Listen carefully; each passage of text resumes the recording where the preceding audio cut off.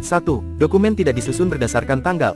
Kalau dokumen nggak diurutkan sesuai tanggal, kita bakal kesulitan cari file yang dibutuhkan, apalagi saat urgen. Akibatnya, proses kerja jadi lambat atau bahkan salah ambil dokumen.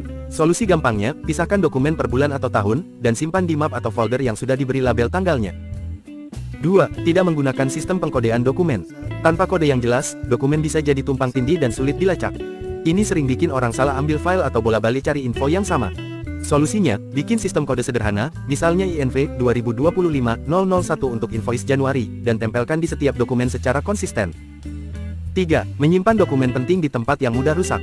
Kadang dokumen penting malah ditaruh dekat jendela, di bawah AC bocor, atau di rak terbuka.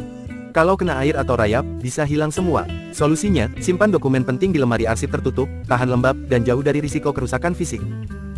4. Gagal mengunci dokumen rahasia. Dokumen yang sifatnya rahasia, kayak kontrak atau data karyawan, kadang dibiarkan terbuka di meja atau komputer. Kalau bocor, bisa bahaya. Solusi praktisnya, pakai lemari yang bisa dikunci untuk dokumen fisik, dan password atau enkripsi untuk file digital. 5. Membiarkan dokumen menumpuk tanpa diolah. Kalau tiap hari ada dokumen masuk tapi nggak langsung diarsip, lama-lama jadi gunung kertas.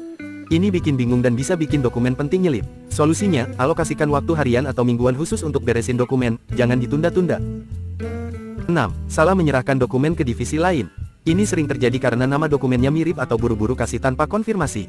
Dampaknya, divisi bisa salah ambil keputusan karena info yang salah. Solusinya, pastikan dulu nama dokumen dan tujuan divisinya, bahkan boleh banget tanya ulang biar yakin. 7. Menghapus dokumen penting secara tidak sengaja. Kesalahan ini biasanya terjadi pas bersih-bersih file tanpa cek dulu isinya. Kalau dokumen penting terhapus, bisa bikin kerjaan ulang dari nol. Solusi praktis, sebelum hapus, baca dulu sekilas, atau pindahkan ke folder arsip sementara dulu sebelum dihapus permanen. 8. Menyimpan dokumen kadaluarsa tanpa keterangan. Kalau dokumen lama masih numpuk tanpa label kadaluarsa, bisa bikin kita keliru pakai data yang udah nggak berlaku. Solusinya, beri label atau stempel tidak aktif pada dokumen lama, dan pisahkan dari dokumen aktif supaya nggak ketukar. 9. Tidak mengetahui jadwal retensi dokumen. Retensi dokumen itu aturan berapa lama dokumen harus disimpan. Kalau nggak tahu, bisa aja dokumen penting malah dibuang, atau sebaliknya, menyimpan yang seharusnya sudah dimusnahkan. Solusinya, pelajari atau minta daftar retensi dari HR atau legal, lalu buat reminder berkala. 10. Tidak menggunakan digitalisasi dokumen secara efektif.